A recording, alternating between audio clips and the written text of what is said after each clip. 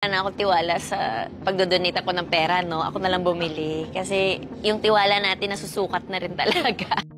Kahapon, December 2, ay formal na nagsampa ng kasong qualified theft si Kim Chiu laban sa sariling kapatid na sila Kambini Chiu.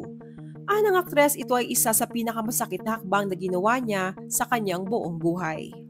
Sa pahayag na inilabas nitong Martes, ibinahagi ng aktres ang mas kumpletong detalye tungkol sa reklamo na isinampa niya sa Justice Cecilia Muñoz Palma Hall sa Department of Justice sa Quezon City. I am issuing this statement with a heavy heart and with deep respect for the truth and for the people who have supported me throughout my career and my business journey. After careful consideration and months of internal review, I have made the difficult decision to file a legal case for qualified theft against my sister, Lakambini Chiu, in relation to serious financial discrepancies discovered within my business operations. Hindi ididetalya ni Kim kung aling specific business ang pinanggalingan ng pera na nawala, pero may mga ilang ulat na ang bag business ni Kim na House of Little Bunnies na hinahandle nila Cam ang isang sangkot dito. Na-discover ng aktres na malaking pera ang nawawala, may utang pa. Pero ano nga ba ang qualified theft? Ayon sa Revised Penal Code, ang qualified theft ay pagnanakaw na may kasamang betrayal of trust mula sa taong pinagkatiwalaan ng ari-arian. Kung mapatunayang may sala, ang parusa ay maaaring prisyon mayor, 6 years and 1 day to 12 years imprisonment, reclusion temporal, 12 years and 1 day to 20 years, at kung lumampas sa 4.4 million pesos ang ninakaw, maaaring umabot sa reclusion perpetua o 20 years and 1 day hanggang 40 years na pagkakakulong. Dahil sa karanasan ay tuluyan ang nagkaroon ng trust issue si Kim. Parang wala na akong tiwala sa pagdodonate ako ng pera, no? Ako na lang bumili. Kasi yung tiwala natin nasusukat na rin talaga. Kumakalat din online ang mga usap-usapan na di umano'y nalulong sa sugal sila Cam at naipatalo sa mga casinos ang pera ng negosyo ni Kim. Pero maging personal money din umano ng kanyang kapatid ay kanyang nalustay. Wala pang kumpirmasyon dito pero ito ang lumalabas na pinakapinag-uusapang dahilan. Matagal nang may mga hinala ang publiko na may problema sa pamilya Chiu magmula noong maglabas si Kim ng mga cryptic post sa Instagram. Ngayon ay formal na nga itong humantong sa kasuhan. Pero hindi lang daw pera ang problema ni Kim at nila Cam dahil maging love life ni Kim ay pinanghihimasukan din umano nila Cam. Ang akala natin, di ba, ang problema lang ni Kim Chiu at ng kanyang ate Lakam, yung tungkol sa financial na aspeto. Meron po kami mga sources na nagsasabi, hindi lang daw po yung sa pera ang problema. Pati love life daw ni Kim Chiu ay pinanghihimasukan ng kanyang ate Lakam. Kalagitnaan ng taong 2025 nang magsimulang maging usap-usapan ang gusot sa pagitan ng magkapatid. Ito'y matapos magpakawala ng panakanakang cryptic post si Kim sa Instagram patungkol sa trust issue. Dumagdag pa rito ang pag-unfollow ni Kim kay Lakam sa Instagram noong August 4 na naging malaking palaisipan sa kanyang mga tagahanga. Ngunit bago mangyari ang gusot sa pagitan ng magkapatid ay hindi kaila na malapit sila sa isa't isa at tunay na nagmamahalan.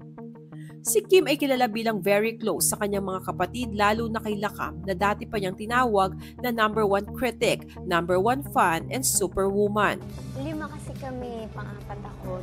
Siya yung lagi naming, may problema, pakiayos. Si Ate Cam is our elder sister na ginagawa niya talaga lahat. She really takes full responsibility para lang kami mag-guide magkakapatid. Sila Cam ang panganay at matagal na siyang kasama ni Kim sa pagbuo ng kanyang career at personal life. Close din si Kim sa iba niyang kapatid na sina Wendoline, William at John Paul. Noong 2023, na-ospital sila Cam dahil sa isang hindi ibinunyag na karamdaman. Critical siya sa unang 5 araw. Hindi alam ng pamilya kung mabubuhay pa siya. Noon daw ay halos madurog ang puso ni Kim sa pagdarasal at ipinanalangin ang paggaling ng kanyang ate Lakam. Kung may hihingin man akong regalo sa inyo ngayon, yun ay prayers para sa ate Lakam ko. She is my strength, and now the word strength becomes blurry. Please pray for her recovery. Sa mga lumang birthday post, sobrang pasasalamat ni Kim kay Lakam dahil sa suporta nito sa kanya sa loob ng maraming taon. Marami ring post noon si Lakam kung saan pinupuri niya si Kim bilang one of the greatest blessings sa buhay niya. Kaya mas masakit sa fans na makita ang dalawang dating super close, ngayon ay nasa gitna ng isang seryosong kaso. Pero bakit kailangan ni Kim magsampa ng kaso? Ayon kay Kim, masakit man pero kailangan niya itong gawin bilang may-ari at employer. Responsibilidad niya raw na protektahan ng kumpanya at ang mga empleyado na umaasa sa kanya. Sa mga lumang interview, sinabi ni Kim na hindi siya nakapagtapos ng pag-aaral. Maaga siyang nagtrabaho sa showbiz para maitaguyod ang pamilya, mapag-aral ang mga kapatid at mabigyan sila ng mas magandang buhay. Sa murang edad ay breadwinner at sole provider si Kim ng buong pamilya. Pag nakapasok ko sa BBB, ayan, may 6,000 daw. Pag nanalo tayo, makakapagtapos tayo ng pag-aaral.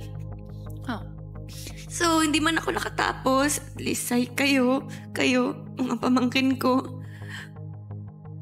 Okay na yun. Masaya na ako. Sa kabila ng bigat ng sitwasyon, una si Kim dahil sa panloloko ng kapatid na labis niyang minahal at pinagkatiwalaan. At sila Cam na maaaring biktima rin ng sariling adiksyon at kahinaan.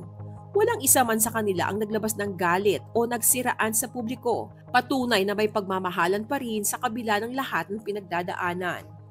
Hanggang ngayon ay wala pang opisyal na pahayag ang kampo nila Cam tungkol sa kaso. Ano ang masasabi niyo sa gusot na kinasasangkutan ng magkapatid na dati sobrang close pero ngayon nasa gitna ng demandahan?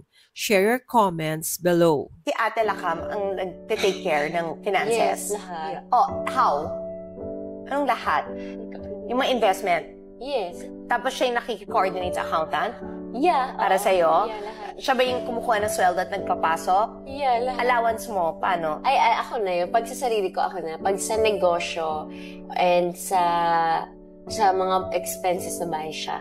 Front of you because life begins at 50. Ay, hindi ka pala 50! Naka-gold ka kasi kala ko golden girl.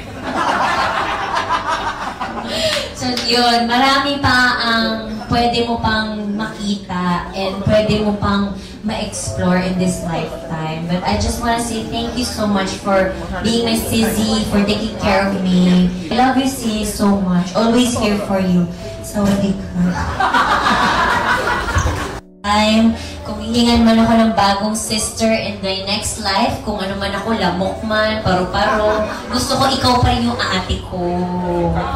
Yes, kahit yung lamok 3 days lang ang buhay, okay na ako dun. Ikaw pa rin yung hihingin kong ate. Kasi siya talaga gumagawa lahat for me. And hindi talaga siya, ang wish ko sa kanya, more time for herself this time. Kasi lahat inalay niya talaga sa amin, lalo na sa akin. Kaya whenever may sabi niya, nandun na nga sa tanong if ever ba boto kay Paolo. Siyempre, oo naman. Me as ate. Yes. Parang I don't want naman na parang maging protective ka. Kasi we have our own lives. Then, kung saan siya masaya, and I know she's happy, happy na rin kami. Yes. Sabi ba ni Kim kung gaano siya